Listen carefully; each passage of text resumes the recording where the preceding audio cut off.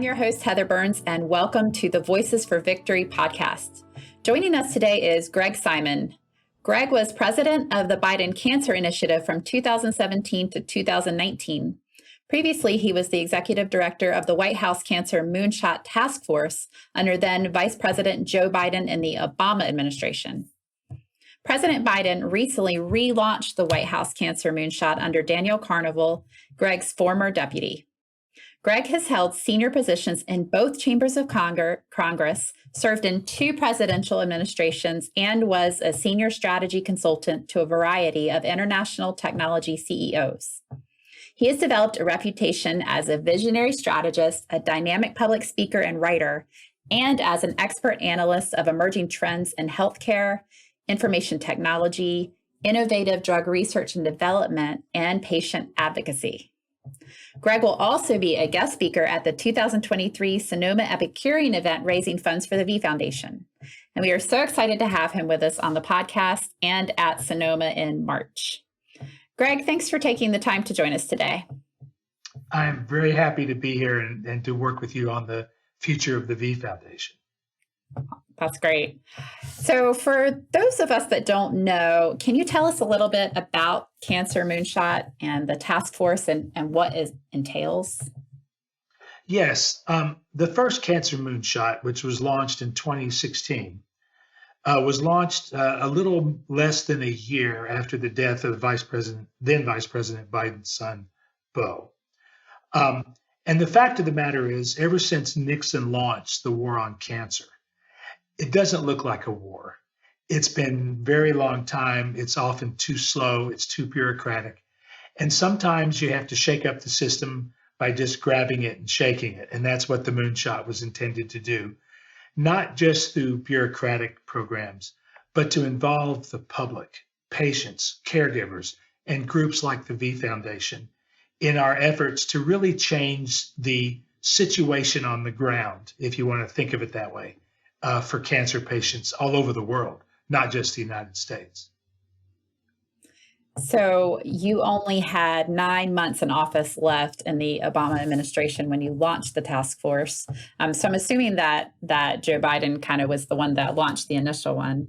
I'm curious, though, what were you able to accomplish in just 9 months?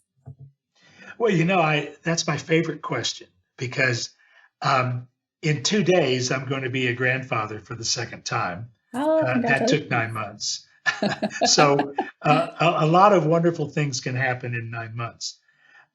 Most importantly, it's not what we finished in 9 months. It's what we started in 9 months. So the original Cancer Moonshot, with only 9 months and with no money, but just the commitment of the White House, launched over 80 collaborations, government to government, government to industry, industry to industry, patients to patients. And we were able to involve literally thousands of people in a variety of initiatives because our guiding principle was, where do you touch patients in their cancer journey? And how can you double the impact of that touch now? Not 5-year plan, 5 years from now, but what can you do starting then in 2016? So we were able to accomplish a lot of things that got off the ground that led to much bigger things later. But when we started the Cancer Moonshot, I had lost a friend to brain cancer I knew once she was diagnosed, she would have 18 months to live. 9 months was half of her life. I lost another good friend of mine to multiple myeloma. He was given 3 years to live, and he died 3 years later. That 9 months is a quarter of the life he had remaining. So when people say, what can you get done in 9 months? There is a lot you can start, but what's also important is for patients with cancer, 9 months is a lifetime. And sometimes, too often, it's literally a lifetime. So there's no excuses. If we had had 3 months, we would have worked just as hard. But as it was, I'm very, very proud of what we got started because nearly all of those things are still going on and they're getting bigger and better. Yeah, and that's amazing that you were able what you were able to get done in 9 months, and even more amazing that President Biden now decided to relaunch Cancer Moonshot when he took over office. On the surface, this definitely feels like a personal battle for him, obviously, with the loss of Bo. Um, is that kind of was he ready to go when he got into office, or take a little time to launch? And how quickly were you able to get involved? Oh, well, um, when I first met Vice President Biden was the day after I finished chemotherapy for chronic lymphocytic leukemia. And he did not even know that I had cancer when he asked me to run the first moonshot. So, as you can imagine, when I got that call to come see him, uh, I thought, well, this is an amazing moment because I literally had just had my last treatment. And so when I started working with him and Dr. Biden, Jill Biden, I said something that's very typical of a staff member.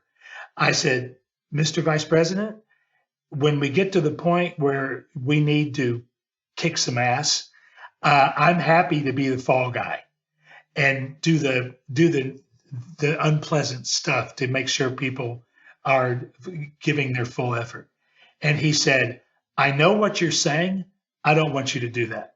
If somebody needs a little motivation, you come to me and I will do it. So he wasn't doing this as something he just launched and walked away. He wanted to be involved on a weekly basis. And if people weren't, if we had 20 agencies on the task force. So if an agency didn't meet the deadline, he called them. If they didn't do the report they promised or the project they promised, he called them. So that was a level of commitment that you don't often see. But the sad thing, and I just have to bring this up, he tried to get the Trump administration to continue the moonshot. He talked to Mike Pence 2 or 3 times as this would be a good thing for Mike Pence to pick up and do. And they wouldn't do it. And to this day, I don't understand that. But when we relaunched the moonshot, it was a little bit of a misnomer because the first moonshot was still going on. It was just going on below the political surface. It was being done by career people.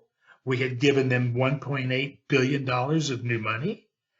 And so those of us who were intricately involved knew that those programs were still going on.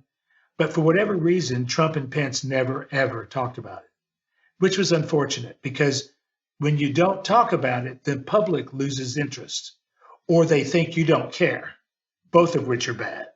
So when he relaunched it, it was to make sure the American people knew that he was truly committed to it. And I knew that he would bring on Danielle, my former deputy, because as I told Danielle and Mr. Biden, I'm 71 years old. We need to bring the new generation of leaders in the cancer fight to the fore. And I could have done it again, but why should I? When there are younger people, and especially women leaders, that could take on this mantle. And in fact, the director of the National Cancer Institute for the first time is a woman. The president's science advisor for the first time is a woman.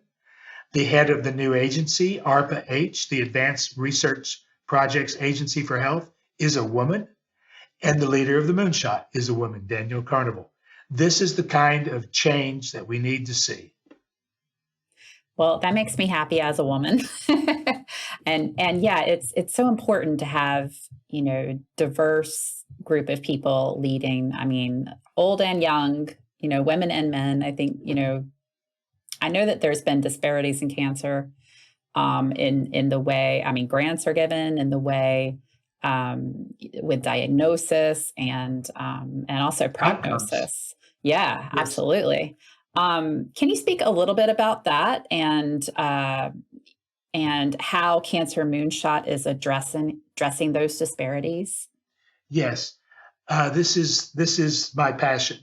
So I have started 3 nonprofits in my career: Faster Cures and the Melanoma Research Alliance, which are part of the Milken Institute universe, and the Biden Cancer Initiative after I left the White House during the moonshot. In each of those nonprofits, equity and inclusion and diversity were one of the things that we were focused on. But we didn't make much progress, I have to say.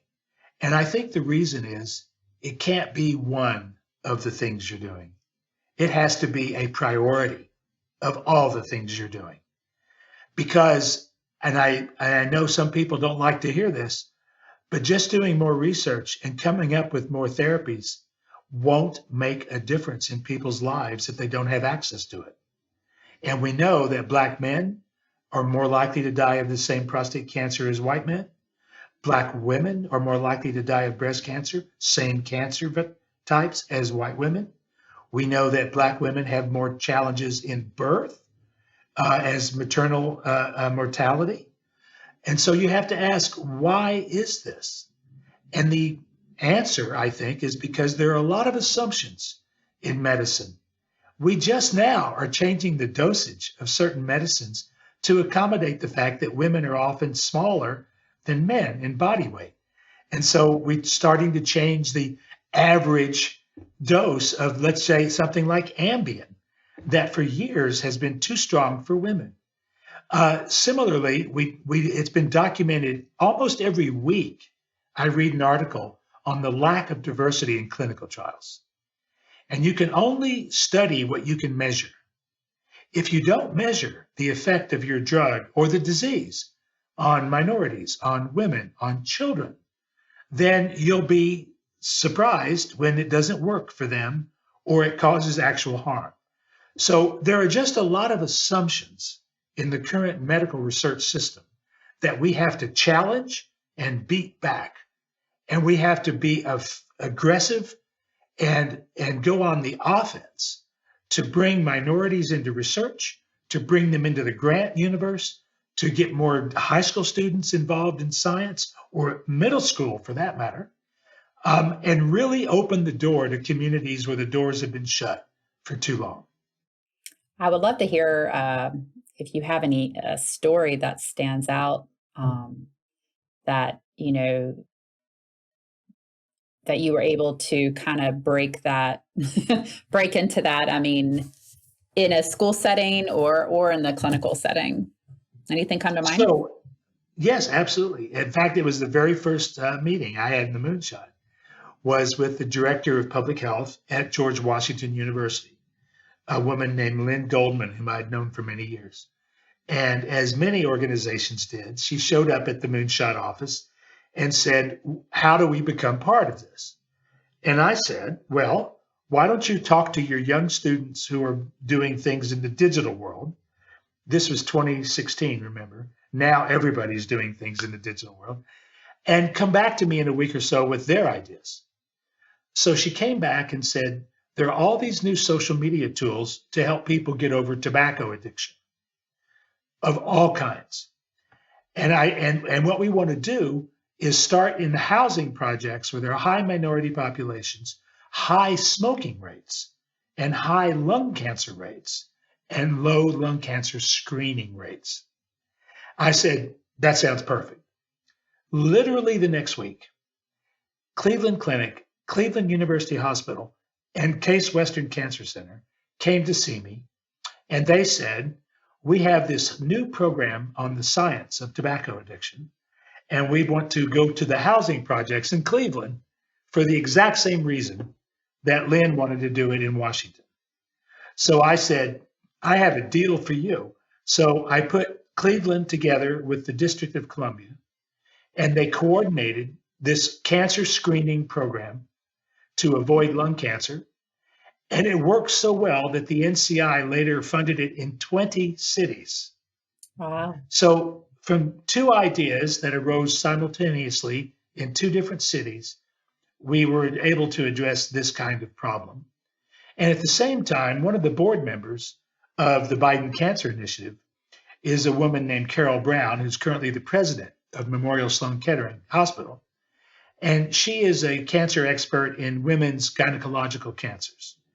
And she was taking vans out to the communities outside Manhattan to bring screening to women that were never going to come into a hospital.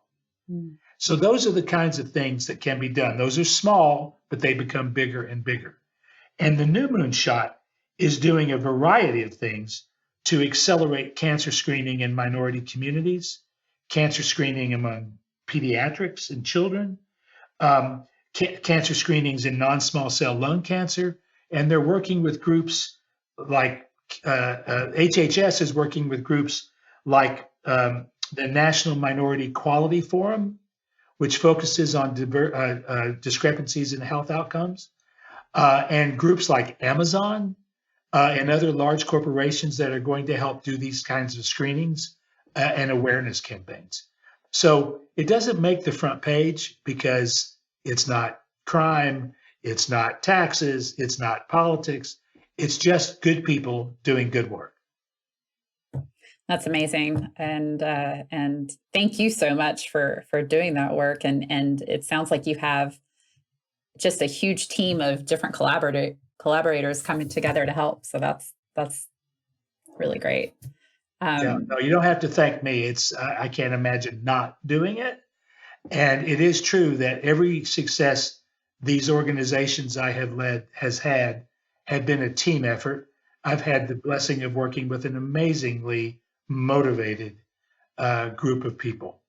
When Vice President Biden announced he was going to run for president, we had to close the Biden Cancer Initiative because we didn't want people contributing to the Biden Cancer Initiative to be accused of trying to buy favor with candidate Biden. And it was not our choice. It was the lawyers that said, we need to, stand down. My whole staff broke into tears when I brought that news back to the office, including me. I mean, none of us wanted to stop. And I'm happy to say that team, which was comprised primarily of women, every one of those women went on to run a cancer or cancer-related organization for the first time. Wow. I was very, very proud of that. That's great. So now that you're back in business, so that's wonderful. And I know you have lofty goals for fighting cancer and vowing to end cancer as we know it.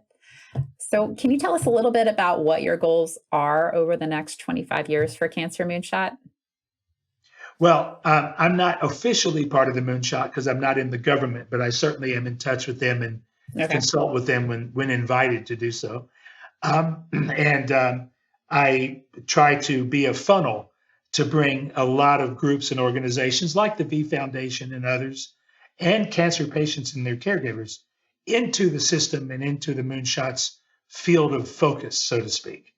But in the first Moonshot, we were trying to double the level of effort with anybody that wanted to be part of it. This Moonshot, which has had over 3 years, not 9 months, is focused on cutting the cancer death rate in half over the next 25 years. And that's going to be hard. It's going to be difficult because you can't do all of that by treatment. You have to do a lot of it by prevention. We know that the biggest change in cancer death rates was the drop in smoking over the last 50 years. Nothing can compare to how many lives were saved by people stopping smoking. So now we have to focus, and they are, on a variety of preventive measures. Number one, better nutrition. Number two, continue the fight against smoking and stop targeting young people with flavored cigarettes and flavored e-cigarettes. It's a shame. It's a scandal. The environmental exposures. Everybody has read about the train derailment in Ohio, and people are worried about the effect of those chemicals. Well, I've got news for you. Those chemicals don't just happen when there's a train derailment. There are chemicals in the air. You can follow cancer death rates under the plumes of mining refineries in the Western American states. So we have a long way to go to clean the water, clean the air, make better food, make better packaging materials that don't put plastic in the air for everybody to breathe.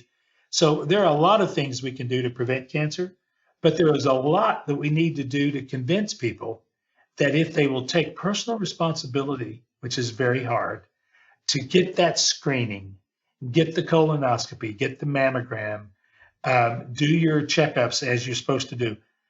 My leukemia was never evident to me.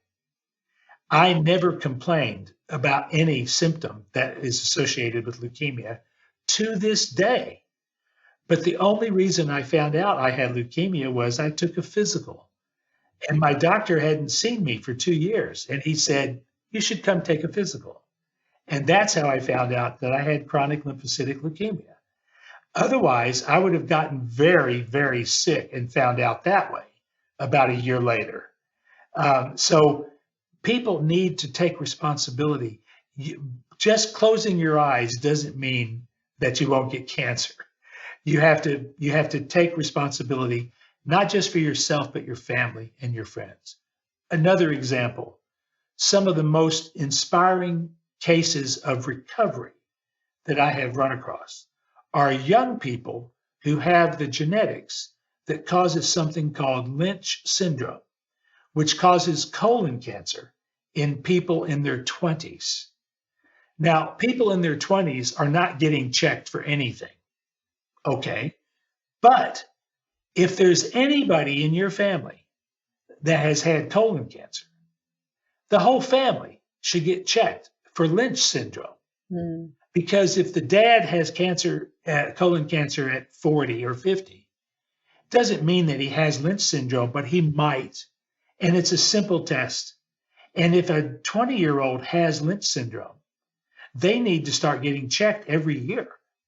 Now, I have met young people who were in their 20s who were in hospice from colon cancer, from Lynch syndrome, who were able to get out of their bed and live a full life because of breakthroughs in immunotherapy for colon cancer.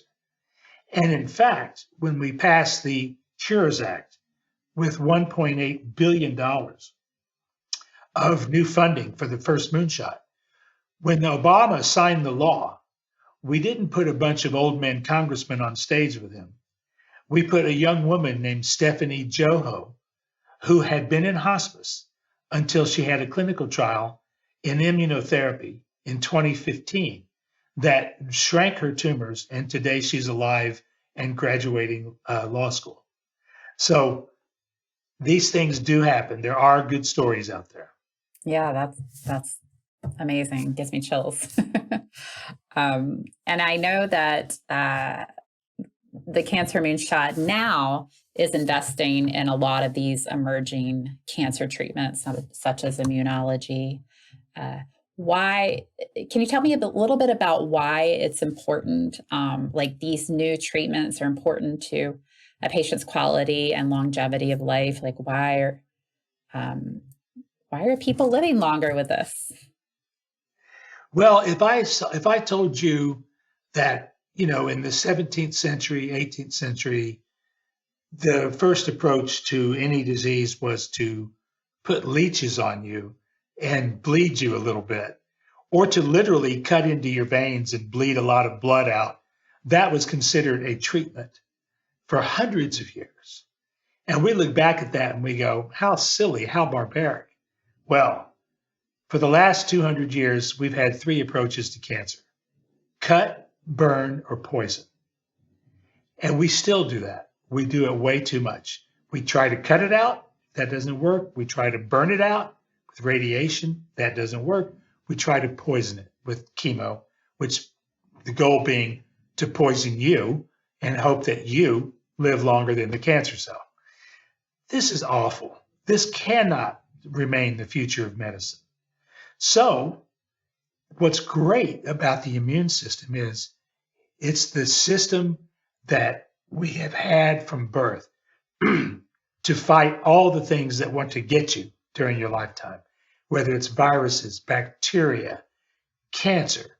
And so now we're learning how to use the body's own innate immunity to target and reveal the cancer cell. We all have cancer all the time, but the immune system clears out those cancer cells. But when the cancer cells get smart enough to camouflage themselves, to become invisible, they do it by sending a signal that says, nothing to see here. go away, immune system. Everything here's fine. If we need you, we'll call you. And that's why cancer can grow in melanoma, in the lung, in the colon, in the pancreas, undetected. It's because it turns off the bat signal. It turns off the thing that would call the immune system to come and fight it. So for years, we just ignored that. And instead, we cut, burned, or poisoned. Well, now we can take away the cloak of invisibility from the cancer cells and reveal them to the immune system by tagging them with antibodies that wave a flag and say, eat this cell. This is a bad cell. And until we knew how to do that, we were stuck with burning, cutting, and poisoning. But now, my own leukemia, I take 2 pills, and those pills attack one thing, the wrong kind of white cell that forces out the red cells in the bone marrow, and it stops the bone marrow from making the right cells. So now, instead of burning me or poisoning me with chemotherapy, I take a pill that says, eat this cell. This is the wrong cell. Let's get rid of this cell. And it works so good that sometimes my white cells get too low, and I have to stop the drugs so it'll come back. So the sad thing is, the immune system's benefits were discovered at the end of the 1800s. There was a man in New York named Coley who discovered that if his patients with cancer also had some form of a bacterial infection, like a skin infection, they live longer. And so he started giving his cancer patients bacterial infections, and people made fun of him.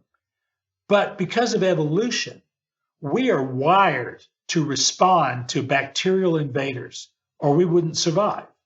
So when he provoked the immune system with the bacteria, it didn't just attack the bacteria, it attacked the cancer cells as well. Unfortunately for him and for us, after World War I, there was a lot of mustard gas left over. And most of the chemotherapy agents that I took and many people take are based on mustard gas. Wow, really? And so the industrial complex won out over Coley's toxins, they were called.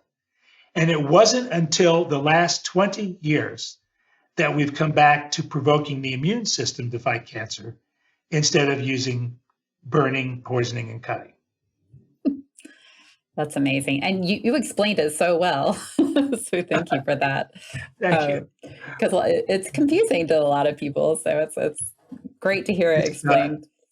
It is confusing to a lot of people. And I started learning all this stuff before I had cancer.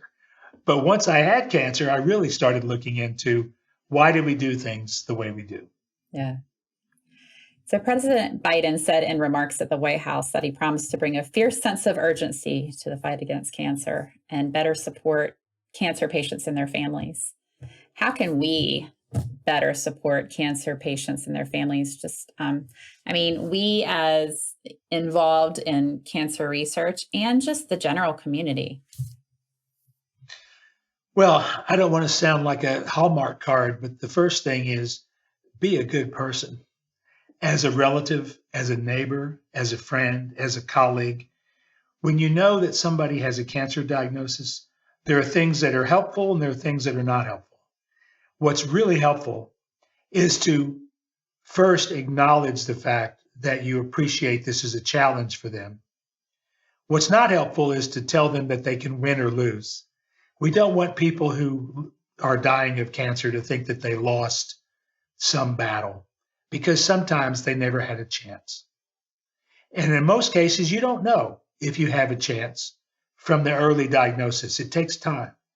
So during that time, they need help with the kids. They need help with the pets. They need help getting to work. They need help thinking about something else. They need someone to say, don't stop living your life because you have cancer. One of the best things a patient can do to maintain a strong system is to keep living their life, keep going to work. When I was doing chemotherapy, I was working in New York City. I would take a taxi from Grand Central to Memorial Sloan Kettering, sit in my chemo chair for 4 hours, and go back to work. You need to keep your life going. Secondly, we need to support organizations like the V Foundation. There are very few organizations, although we think there are a lot of them, there are very few organizations who are devoted to spending and raising money without a profit motive and without a commercial motive, just to do the right thing. And that's critical. And in fact, some cures, such as a new treatment for cystic fibrosis, wouldn't even have happened without the role of the Cystic Fibrosis Foundation and all of the parents of the children with cystic fibrosis. The lifespan of those children has gone from 14 years when I was a teenager to 40 and 50 years old today, and even longer in some cases. So be a good person to people and their families when they have cancer. Don't shun them. Don't be embarrassed to talk about it.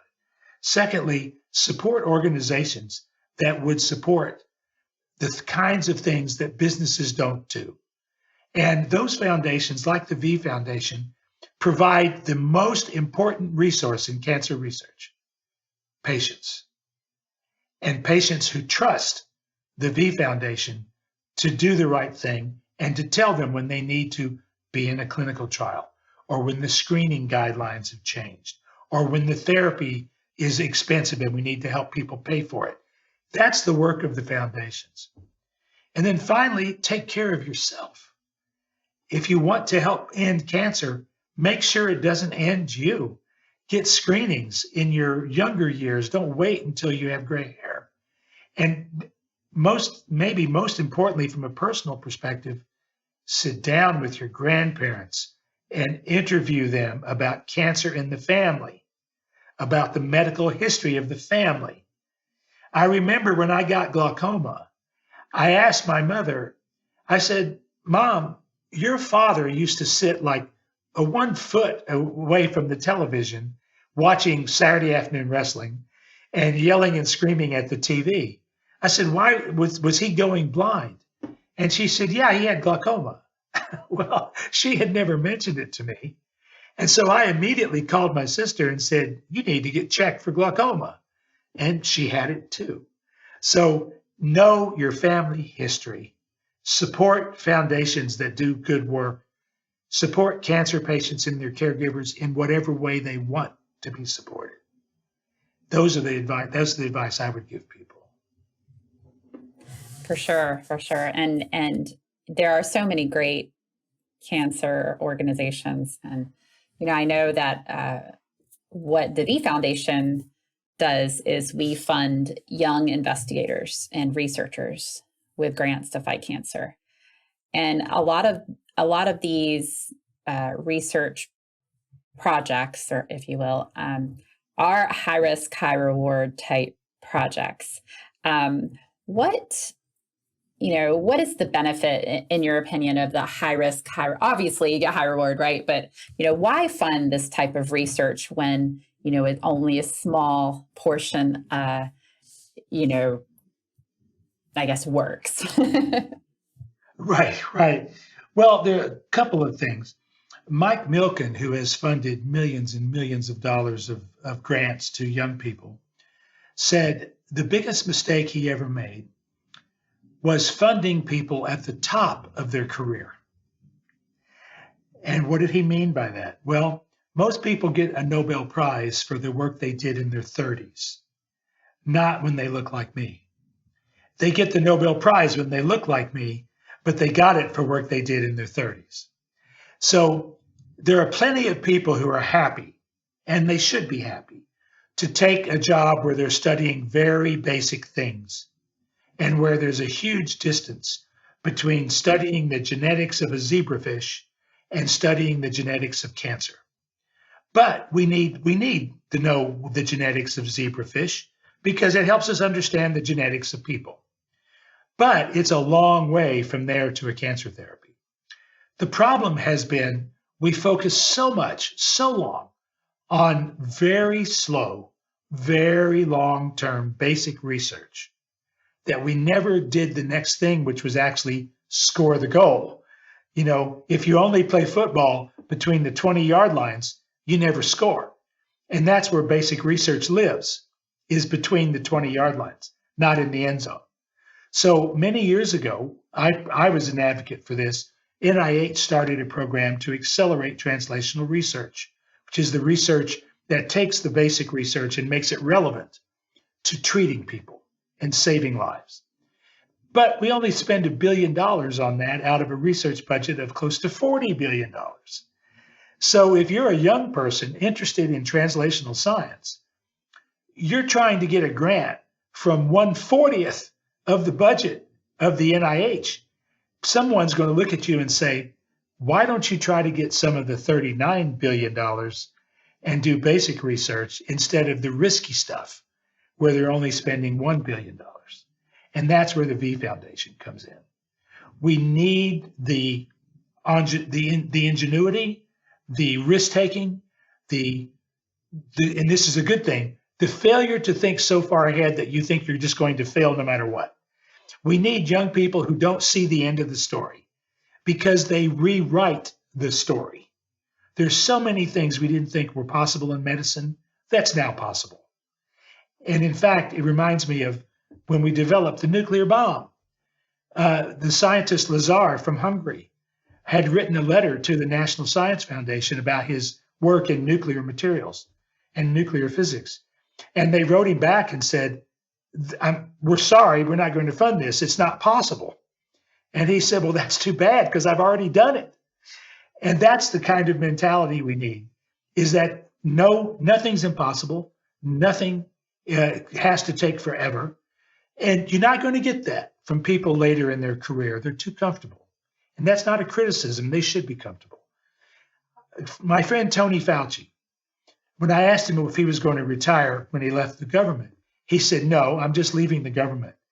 He said, I have been working every Saturday and half of every Sunday for over 30 years, and I'm ready to take a weekend off. That's the kind of mentality you have to do the kind of work. Young people are far better at it. And they're not getting funded many other places. So when I started the Melanoma Research Alliance, we made a point that 1/3 of our budget would go only to young people in their first postdoc grants. 1/3 would go to the old guard, and 1/3 would only go to institutions in collaborations with other institutions so that they would stop thinking that their research efforts ended at the campus border and would never go across the street to work with another university. That's the kind of culture change that we have to have. Yeah, and it's so important, and you know, even with failures, you learn something, you know, and then you can move on to the next. And if you're not if you're not taking risks, then you're not learning, right? If you're not taking risks, you shouldn't be there. Yeah. Failure is not the problem. Failure is not the problem. Yeah. It's failing to risk failure that's the problem. Absolutely. Well, it's great to be a part of the VIEW Foundation because I don't know, it makes me really proud that we're doing that work, and I know other organizations are as well. So, and you have for a long time. Yeah. And you were doing it before people even were talking about it. So kudos to the VIEW Foundation for that. Absolutely. So how can someone listening to this podcast help the Cancer Moonshot Initiative, or where can they get more information about it? Well, you can go to the White House website, whitehouse.gov/Cancer Moonshot, and you'll see all the announcements, all the programs, all the goals, all the events, and they're just now really starting to staff up. So there'll be a lot more activity in 2023 than there was in 2022. Secondly, if you know doctors, if you know nurses, if you are in a cancer hospital, if you're a nurse or a cancer oncology doctor, I was always impressed when I was in my chemo chair that none of the medical professionals that were helping me knew anything at all about faster cures or the Melanoma Research Alliance or most of the nonprofits out there. It was amazing to me. And the answer is they're too busy to spend their time reading about all this. It's what they do every day head down Yeah. dealing with people who are dying every week. People die every week in these centers. So I understand that. So talk to your doctor, talk to your hospital, talk to your nurse, talk to a caregiver. Nothing upsets me more than finding out that a cancer patient and his or her family didn't know that there were foundations devoted to their particular disease that could answer their questions, navigate the system with them, help them find financial help to pay their mortgage, to pay their student loan, to pay their parking lot fee when they go for their treatment. That's the kind of thing that's important for people to do, is talk about it and let other people know you want to be involved. Every hospital has a hospice center. Every hospital has a caregiver organization. Be part of those. Help people. I recently made the acquaintance of the head of communications for a large hospice association in Washington. They provide hospice care for free for anybody. And believe me, having watched my own father die in hospice care, it was so much more humane and gentle than being in a hospital for your last days. And people need to face up to the fact that we all are mortal. We're all going to die. Don't wait until you're hooked up to think, how do I want to pass this world? And hospice is a great answer for that. So there are so many ways, whether it's pediatric care, raising money for groups like the V Foundation, getting a medical degree. There are just so many things you can do, but do it with other people. Grab your friends, grab your family, recruit minorities, recruit young people. There's just so much to do. I can't even list it all. Yeah, when you were describing the programs and everything that Cancer Moonshot is doing, it feels overwhelming for sure. All the work and the different projects that need to be done. So, but we're getting there. We're getting there, Yeah. and I know that when I list things, it's hard for people to remember all that. But the point is, these are blood and bone activities. These are activities with real people doing real things to help people with cancer. And while it may sound like a program, it's actually a lifeline. Yeah, I love that. So we're going to end here, but we always ask one question to our guests, and so I'm going to ask you, and everybody has a different answer, a different approach. So there's no wrong or right answer, but our tagline and our philosophy is victory over cancer. So what does victory over cancer mean to you? It means to have a vital life. It means to live the best life you can live. It doesn't mean immortality. It doesn't mean that you'll never get sick from cancer. But what it does mean is each of us is part of a miracle of life on earth. I mean, it's a rock spinning around a fireball. The fact that there's life at all is a miracle. And the fact that we're part of it is a miracle. So the goal here isn't to live forever. The goal is to live your most vital life. And whether it's vital meaning you take care of yourself, you eat right, you get screened, or vital meaning when you get cancer, you do everything you can to live the rest of your life the way you want to see your daughter get married, to see your grandchildren, to see your high school graduation for your grandchildren. Those make up a vital life. And it's not a matter of winning or losing. It's a matter of not surrendering to the depression, to the feeling of tragedy, because it's not that you have been targeted by the universe. Cancer, as I often remind people, is an abundance of life. Cancer cells refuse to die, and that's the problem. It's not that it's some evil inflicted on you. It's part of nature's struggle to stay alive. And we are entitled to fight that cancer, but do it in a way that maintains your vitality and your outlook and your ability to love until your last breath. That's what it means for me. That's beautiful. Thank you for that. Thank you so much, Greg, for coming on. It was so nice to meet you.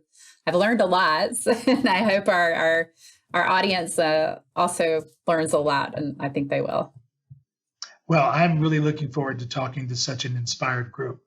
So thank you for inviting me. We're so excited for having you at Sonoma too.